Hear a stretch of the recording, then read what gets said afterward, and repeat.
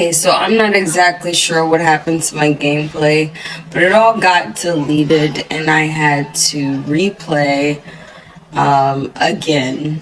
And like, no, not NG plus replay, but like, go back to a previous save or what did save. And that was all really a part of my advice in my first and second and third video is to disable your auto saves because it's gonna save every time you jump, drive, sleep, or wait if you don't disable it. And that for me created a memory issue and could be the reason that my files were corrupted or deleted, poof, gone, whatever have you not. So for about 3 days, I neglected Starfield and I was a bit irritated, agitated, didn't want to play it. Was like, is this really worth it? Because I just keep on having to redo things. I don't know what ended up happening, but now I have about 6 saves versus the infinite amount of saves that I have. So I'm just going to try and keep the saves to a bare minimum. I have to say, it takes a lot more patience to play Starfield. It didn't take me really any patience to play Oblivion. Oblivion was just a really entertaining game.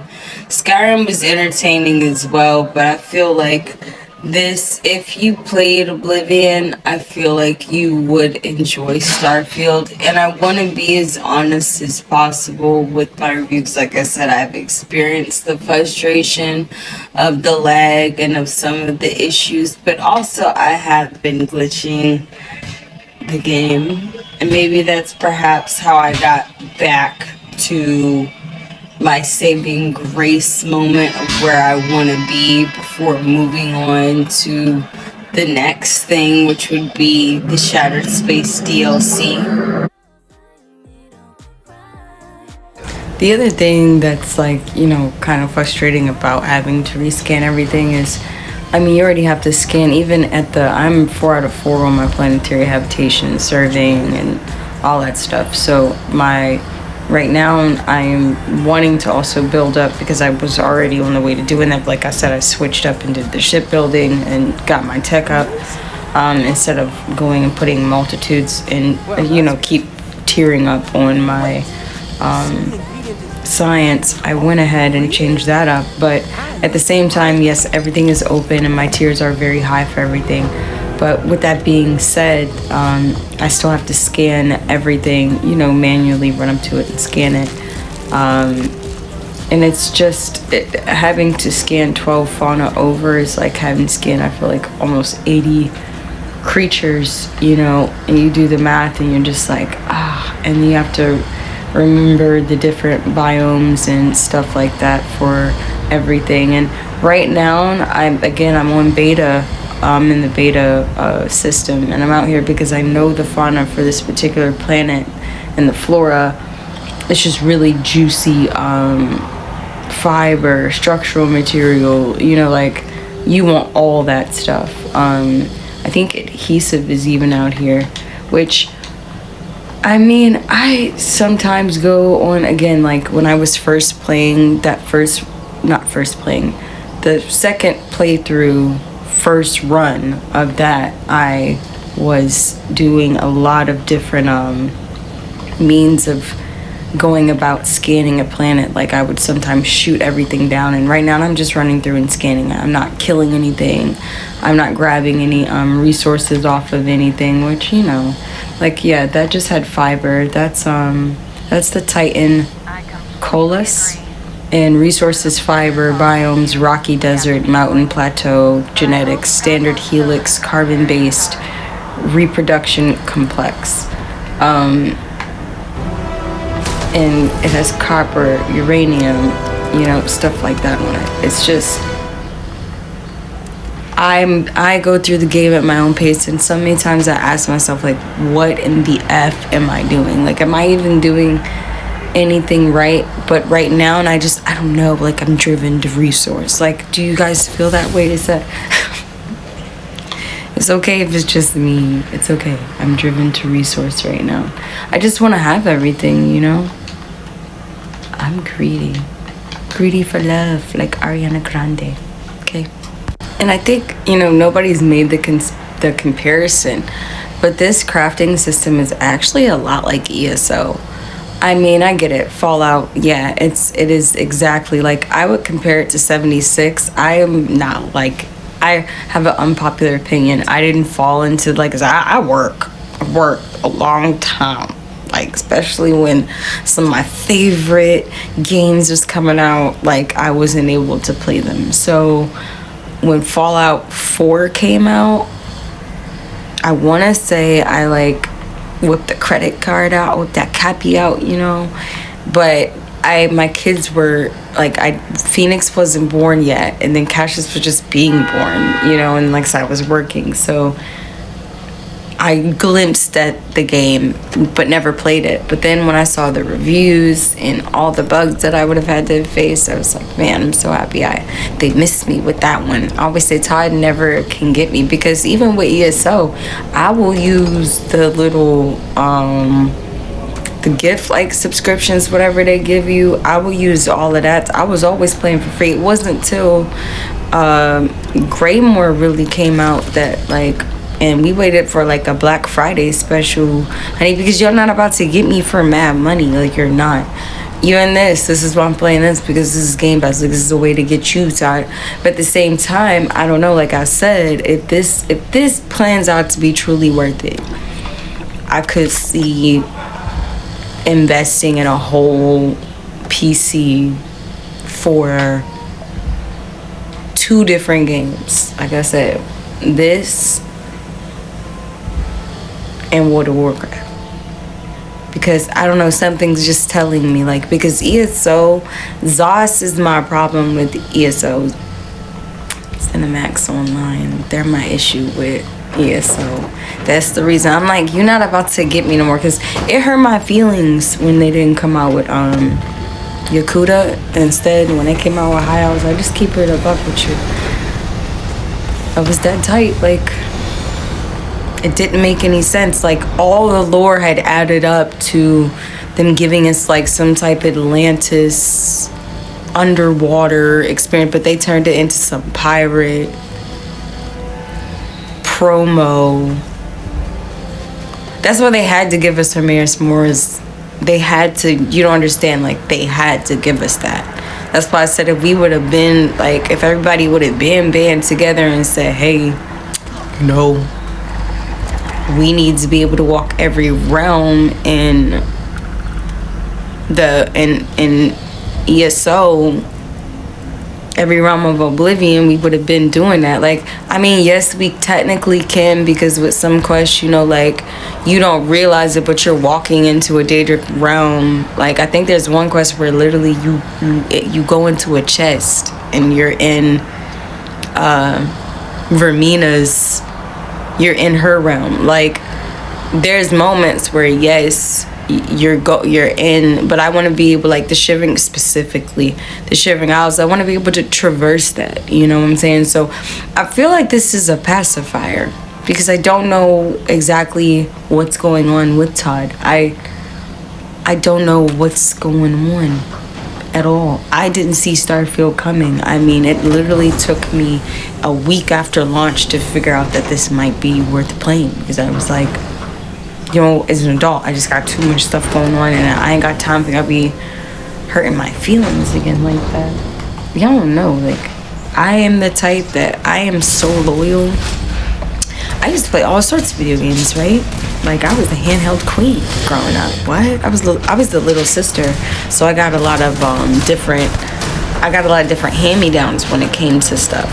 So my parents had seen when I played Oblivion on my oldest brother's console, like, yo, all 3 of, because there was 3 of us at the time,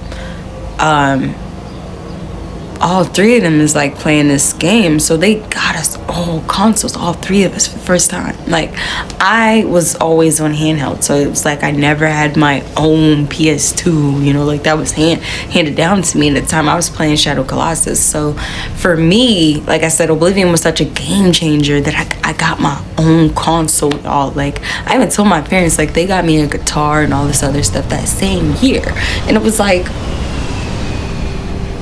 Oblivion became my summer, spring, winter, fall, autumn. I mean, I think people just don't even like understand the I can like imagine the smell of the guidebook and just feel the weight and thickness of how thick it was. You know what I'm saying? And I think that's the vibe that's missing. Starfield needs an official game guide. That's the problem that I have with video games these days and with GameStop and stuff. And that's like one of the reasons that I'm like, I don't understand, like, if I would have been okay going into the industry to be like a game artist, you know what I'm saying, and develop a game that thousands of people are playing, but like not every person is officially getting paid that actually like dealt with this game. Like, it all just looks mad suspect to me, especially if you look into like the politics of situations. Like, I think Trump's brother, somebody brought into the stocks during the whole pandemic situation where Wall Street was trying to fall through on some stuff with, it was a lot going on. I don't know. I could be talking jibber jabber, but basically I've been paying attention. And I think that the direction that, Bethesda is going is like it's not a political direction, but it's literally a financial direction. So, I mean, the potential for it being, that's why I said I might go with Blizzard on this one. I might check out World of Warcraft, because I mean, I already read the books to those. It's kind of like the same lore investment, but I just don't want my heart broken by, like I said, it's gonna take me to play this DLC to really know if I actually really like this game. I'm preparing myself for it. I'm preparing myself. Look at me. I'm preparing myself. I am leveling up today. Okay, I'm skill farming and leveling today. Is that enough for you, Bethesda? So right now I'm scanning the last of the fauna on Beta Marie 1, and I'm 98% scanned on the planet. And like I told you guys before, it's 12 fauna on this planet, and it was 8 flora and 6 resources. Just a really good planet to get fully scanned. And that's apart from Constellation's missions board. Just a planet that I would recommend that you have scanned is this planet, because you're going to need a lot of the resources that not only that the plants but the fauna carry. So I'm looking for this last creature, and we've scanned, for example, the herding vector back herbivore, and that provides us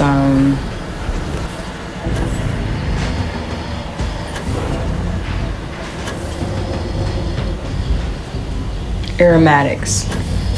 Sorry, it took me a bunch of big words. I was like, geez Louise, it provides aromatics. But I'm sure it provides other things, like if you killed it because of my skills in the different tiers that I have open, it might have something rare on it, like Tass9 or something like that, you know what I'm saying? And you can't like sometimes get those rare resources on the actual planet. But I don't know, I'm working on getting my geology up as well. Like I said, right now is not a run to pick up the resources, it's a run to scan quickly to make the resources in bulk. And that's one of the things I want to talk about is the achievements. I have not got those last 2 achievements, which is the resource achievements, the 500 and 500. And then the other one is the companion one, where you have to get married, because I did beeline Sarah and killed off Barrett. So there's that. I'm gonna need a third playthrough to probably get that achievement. And maybe that's the way that why the playthroughs are set up that way. I don't know. I thought it was perhaps longevity as well, seeing when a player finally decides like, hey, I don't want to give up this character. I just want to go through another playthrough. You know, it's so many different things that I'm trying to figure out. Oh, why? You know, and try not to ask why and just experience the why. Another reason I think I experienced that traumatizing save situations because, like I said, I had been glitching the game, and I like to glitch the Schwarzenegger system, and I guess it's not really that much of a glitch, is it? Like, you know, when you were doing the sneak glitch in the beginning of the game on Oblivion before you even break out the prison, you can sneak glitch by, I used to put a hair bow on my controller, and you just set them in the corner in the dark, and you set it there for about an hour. You come back and your sneak, as long as your batteries were good, your sneak is at 100. So that's not like, you know, like I'm breaking the game. So it's kind of like those same concepts, because again, we are on Xbox, and I think that I like those type of mechanics. Like, I love the vendor chest thing was so cool. Like, I wonder if they hid the vendor chest somewhere else, and I'm wondering who's gonna find them. I'm like, what YouTuber is gonna be the coolest that's gonna tell us about the vendor's chest again? Like, I thought they did that on purpose, Bethesda. I thought you guys did that on purpose. I didn't even think that that was a mistake. And where is this last creature? Like, this is what I mean. I mean, my ultimate advice about scanning a planet would be to scan based off of biome completion. So when a biome is complete, you know, move around to the different types of biomes in that area, and then head to the life signs. I know that it's like there's caves and this, that, and the third, but head to the life signs. And I feel like even with this elusive last creature that I'm trying to find, I feel like life signs hold to the key to where any rare creatures on the planet would be. You'll most likely find them around life signs. So if you're looking to survey planets to 100%, which I am also experiencing another issue with that, I am on overkill with how many surveys I have. And I guess I have to sell them to the trade authority, because I can't sell them to old boy on the constellation star station, whatever it's called. I can't sell them to him, and he's the one that I wanted to sell everything to, because it said watch who you sell the survey information to. So that's the issue for me. I knew I was experiencing problems. That's another reason I haven't really gone after the powers. I knew I was experiencing problems when I would go on to certain planets and the temples were not there, or the scanner would just not work, and I would end up leaving those because those were creating issues for me. Like, my game would get all glitchy and it would just be super annoying. I'm gonna end up having to look it up on Amazon, seeing if there's a game guide to this game, because that's really what I want for Christmas. I mean, apart from the DLC, I think it would be cool if they release the DLC next month. I mean, with this game being worked on for 25 years, what's wrong with the Christmas release of a DLC? You feel me? You guys just did the biggest launch you've ever had. I see no problem with go ahead and launch that DLC on Christmas, December like the 2nd. I'm proud of myself, guys, because I really wanted to quit. I did. When that data got deleted, I wanted to quit. But the fact that we bounced back, and minor setbacks is just trying to find creatures and stuff and re-outposting, minor setback.